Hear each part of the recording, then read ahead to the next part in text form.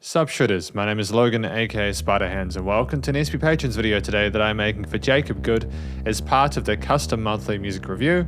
And if we switch over to here, we have ourselves a track on the screen by an act named Joyner Lucas titled I'm Not Racist. So we're gonna listen through this track from start to finish. I'm gonna hear what we think. Let's go, let's do this. With all due respect, I don't have pity for you black niggas, that's the way I feel. Screaming Black Lives Matter, all the black guys rather be deadbeats than pay your bills. Yelling nigga this and nigga that. Call everybody nigga and get a nigga mad. As soon as I say nigga, then everyone react and wanna swing at me and call me racist cause I ain't black. We'll pound that then. Talking about slavery like you was around back then. Like you was picking cotton off the fucking ground back then. Like you was on the plantation getting down back then. Alright, look. I see a black man aiming his gun, but I'd rather see a black man claiming his son. And I don't mean just for one day and you done, I mean, obviously this is incredibly confronting. I feel that the title is enough of an indication that this could potentially be quite intense, but obviously if you're not comfortable with listening to these kinds of topics, the kind of really intense subject matter, I'd recommend maybe, obviously keeping an open mind, but it's gonna be confronting. This one, I have a feeling. I haven't listened to it before, I haven't watched the video. Released 5 years ago, as I understand it. So that was an incredibly intense time in the States. The trippy kind of synths of those pads in the background there are an escalation of this kind of sort of screwed up situation that we're in, the headspace where this all comes from. You still trapped in a rut. I work my ass off and pay my taxes for what? So you can keep living on free government assistance, food stamps for your children, but you still trying to sell them for some weed and some liquor or a fucking babysitter while you party on the road cause you ain't got no fucking goals? You already late. You motherfuckers need to get your damn priorities straight. Wait. It's like you're proud to be fake, but you lazy as fuck. And you rather sell drugs and get a job and be straight, and then you turn around and complain about the poverty rate. Fuck out of my face. You can't escape problems. You could pray for some change, but can't break a dollar. Got nobody else to blame, so you blame Donald. They fucked the world with a Make America Great condom. My voice been back. I'm not racist, my sister's boyfriend's black. I'm not racist, my sister-in-law's baby cousin Tracy got a brother and his girlfriend's black. My head's in the cloud. Heard there's not enough jobs for all the men in your house. Maybe we should build a wall to keep the Mexicans out. Or maybe we should send them all to the ghetto for now. I'm not racist. And I never lied, but I think there's a disconnect between your culture and mine. I worship. This is one of those songs where I don't even know how to necessarily review it because it's more of a storytelling perspective. There's occasional percussive hits. Really, it's just simply about accepting in its totality. It's a weird one for me to review. I don't really know how to approach it apart from just sort of absorb it and discuss it afterwards. But that's not really. You ride Tupac's dick like he was a fucking god. Oh my God. And all you care about is rapping and stunting and being ratchet, and that's the nigga within you. Music rot in your brain and slowly start to convince you. Then you let your kids listen and then the cycle continues. Blame it all on the menu, blame it on those drinks. I will say though that the way that the rapper, because I think Joyner Lucas is voicing that guy's part. He's rapping that part that the guy in the white shirt is saying. You could feel the pain in that performance. The words are coming through clearly. It's incredibly articulate. And I think it's incredibly respectful that Joyner is trying to provide this perspective. But at the same time, you can hear that it's really terrible and difficult to discuss, Blaming on everybody except for your own race. Blaming on white privileges, blaming on white kids, and just blaming on white citizens. Aim at the vice president. Bunch of class clowns. Niggas kneeling on the field, that's a flag down. How dare you try to make demands for this money? You gonna show us some respect. You gonna stand for this country, nigga. I'm not racist. I'm just prepared for this type of war. I heard Eminem's rap at the awards. Who's he fighting for? Y'all can take that motherfucker too. He ain't white no more. It's like you want to be so famous, you'll do anything for attention. It's really interesting that they brought up Eminem there. Really interesting. A little payment.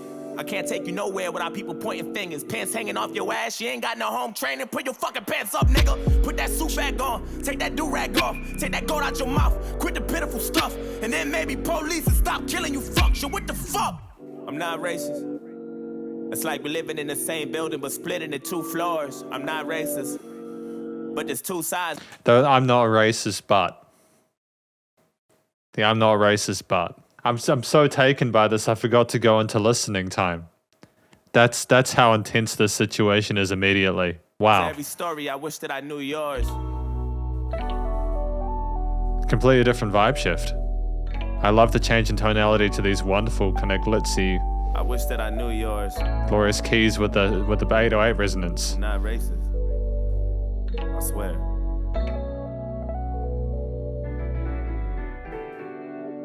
With all disrespect, I don't really like you white motherfuckers. That's just where I'm at. Screaming all lives matter is a protest to my protest. What kind of shit is that? And that's one war you'll never win. The power in the word nigga is a different sin. We shouldn't say it, but we do, and that's just what it is. But that don't mean that you can say it just cause you got nigga friends. Nigga. That word was originated for you to keep us under. That when we use it, we know that's just how we greet each other. And when you use it, we know there's a double meaning under. And even if I wasn't picking cotton physically, that don't mean I'm not infected by the history. My grandmama was a slave, that shit gets to me, and you ain't got no motherfucking sympathy, you pussy nigga. Shit. Yeah, because there's a lack of sympathy there, isn't there? Absolutely. For the pain that was caused. You can never feel my life. Trying to have faith, but I never felt alright. It's hard to elevate when this country's ran by whites, judging me by my skin color and my blackness. Trying to find a job, but ain't nobody call me back yet. Now I gotta sell drugs and put food in my cabinet. You crackers ain't slick, this is all a part of your tactics. Don't talk about no motherfucking taxes when I ain't making no dough. You think you know everything, but you don't. You wanna copy our slang and everything that we know. Try to steal black culture and make it your own. Whoa. Fuck, I'm exhausted. I can't even drive without the cops trying to start shit. I'm tired of this systematic racism bullshit. All you do is false shit. This the shit that I'm false with. And you don't know shit about my people. That's what bothers you. You don't know about no fried chicken or no barbecue. You don't know about the two-step or no loose change. You don't know about no 2 chains or no Kool-Aid. You don't know. And even though Barack was half as black. Because he brings it down energy-wise. You know, he brings it down energy-wise. He doesn't just continue at that elevated energy there where he's just really kind of getting riled up and kind of really spitting it out. He brings it down in time with the music because he understands that if it's that loudness, that intensity the entire time, it'll just become too much, you know? Obama, even with how it is. And put a cracker back, and then you gave us Donald Trump, and that was payback for that. I'm not racist. I never lied, but I noticed a disconnect between your culture and mine. Yeah, I praised Tupac like he was a fucking god. He was fighting for his life way before he fucking died, nigga. Die, nigga. And all you care about is money and power and being ugly, and that's the cracker within you. Hatred all in your brain and slowly start to convince you. Then you teach it to your children until the cycle continue. Blame it on Puerto Rico, blame it on OJ, blame it on everybody except for your own race. Blame it on black niggas and blame it on black citizens. Aim at the black businesses. I ain't saying I'm innocent, but... That theme in the background, boom, boom, boom. It's got the weight of the world on it. There's so much room for the vocalist to speak the truth on that it really is just, but it's just so ominous and heavy and vitriolic. It's like when those kicks come in occasionally just to kind of slap you in the face. Establish a hip hop kind of groove there to flow with the rap schematic we've got. I might be any day now, treating everybody how you want in any way how. I swear North Korea about to bomb us any day now. And now I'm ducking every time I hear a fucking plane now. Shit. You know I make a lot of sense, but you just can't admit it. When Eminem went against Trump, that was the illest. Cause even though he's white, he let us know he's standing with us. I'm not racist, but I cry a lot. You don't know what it's like to be in a frying pot. You don't know what it's like to mind your business and get stopped by the cops. And I know if you about to die or not. You worry about your life, so you take mine. I love you, but I fucking hate you at the same time. I wish we could trade shoes or we could change lives so we can understand each other more, but that'll take time. I'm not racist. It's like we living in the same building but split into both sides. I'm not racist. But there's 2 sides to every story, and now you know mine. Yeah, this warmth, this comes from the keys here. That's like a truth moment. That's like a really wonderful moment. Because I think the reason that the situation works is because they allowed each other 2 minutes or so just to speak their truth and kind of get it out there into the open without interrupting, without trying to interject, you know. They just heard each other. You know, it's wonderful. Can't erase the scars with a bandage. I'm hoping maybe we can come to an understanding. Agree to disagree, we can have an understanding. I'm not racist.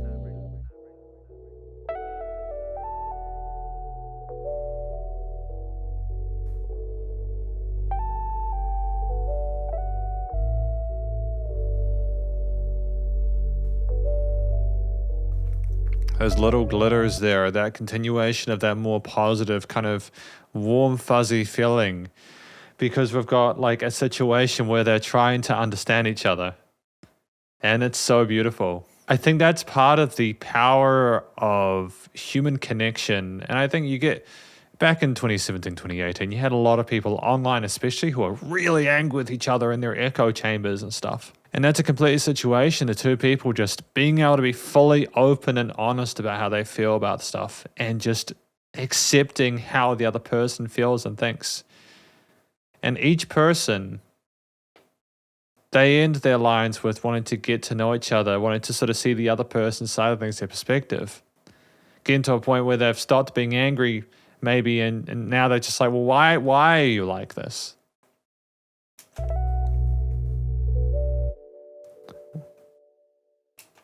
Hang on, here we go. We were all humans until race disconnected us, religion separated us, politics divided us, and wealth classified us. Race, religion, politics, and wealth.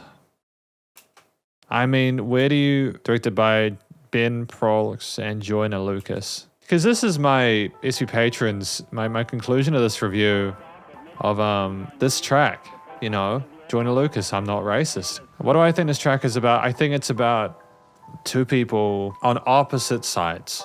You know, one person was kind of the Trump supporting, you know, like they had issues with black people, and then, you know, the other person is just sick of being treated like a second-class citizen. They have their perspectives, points, and opinions, and their own rationale for why they are as they are, and they express themselves. And it got to a point where I think, in the song at least, they realized they were both human, and they just wanted to connect. You know, I was looking through the comments before this, before I watched this video, and you know, I was warned in advance that this could be quite, you know, I'd be crying by the end of it. I think that it's kind of bittersweet for me, because I know some people that would just struggle to even get to the point where they'd even hear a microsecond of someone else from an opposing standpoint. I myself have been guilty of really struggling to hear other people's point of views and perspectives. And that's a fault of mine, something that I've got to work on as a human being. But you know, getting back to the track, it's just, there is so much spoken about that I think really try and give an overall sort of like intensive purposes, kind of like sort of like simplification of it will be, it'd be patronizing. I would recommend people listen through this track on their own if they haven't, to catch all of it. But I do like the fact that they were able to be open and honest and express themselves.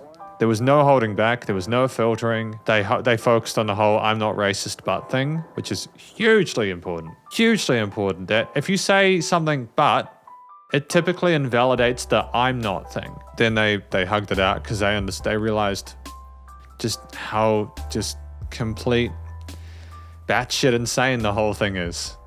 The whole situation, you know? Again, race, religion, politics, and money and wealth. I think that Joyner Lucas's storytelling is phenomenal.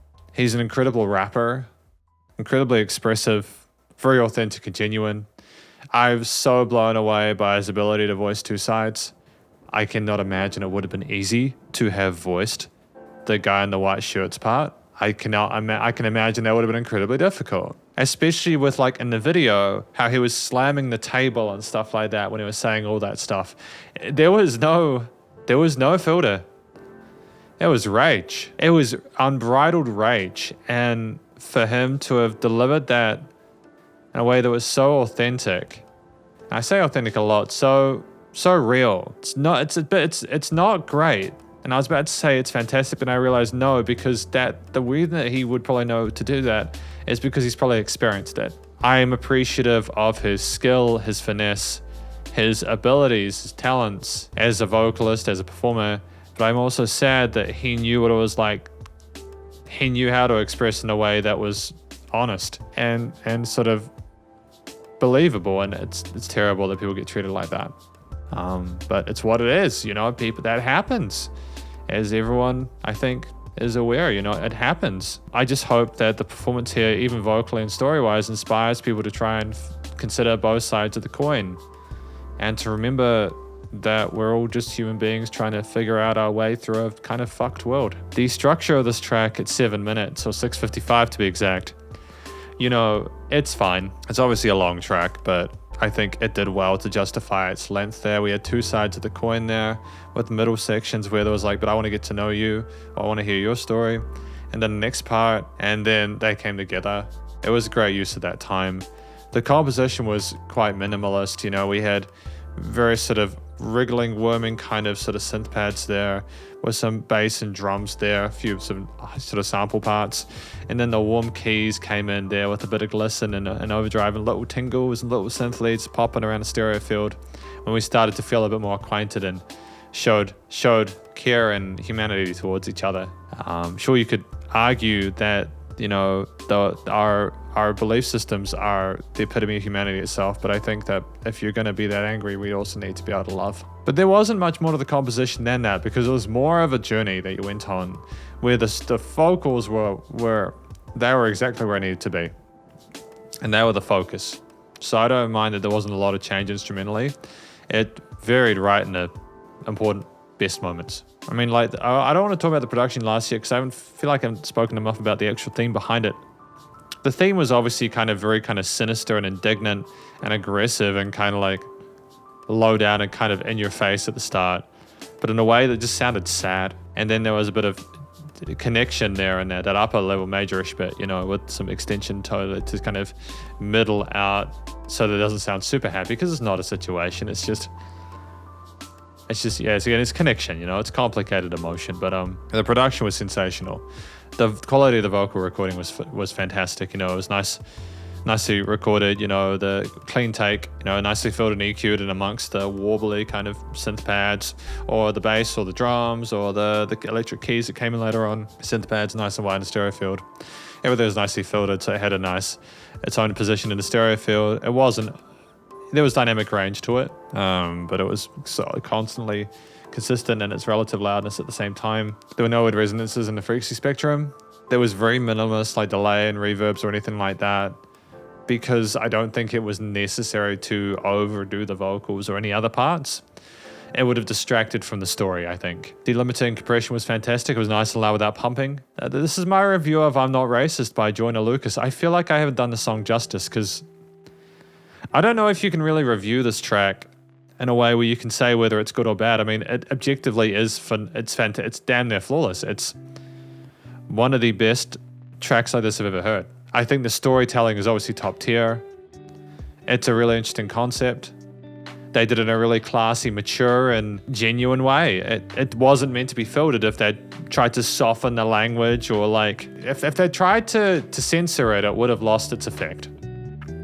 I think it was a masterstroke to combine it with a music video where you could see them talking. I'm glad I got to review it, but I'll probably listen to it at my own time just so I can take it in without having to sort of think about how to review it along the way.